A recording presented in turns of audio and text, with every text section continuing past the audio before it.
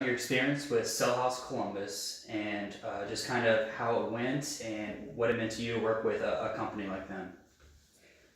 With Cell House Columbus, it was a great experience.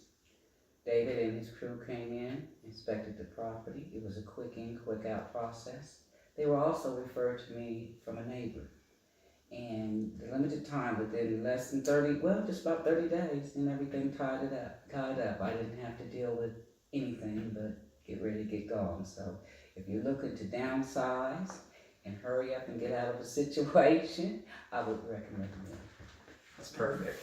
And then they obviously do stuff for first responders, and they make sure that they're taking care of the community as well as just doing well in their business themselves. So one, can you tell us a little bit about your career as a first responder, and then what it means when companies do these type of things for you?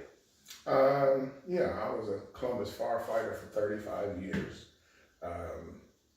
And anytime you do anything in the community like that can better the community, this is a great company and they're doing that.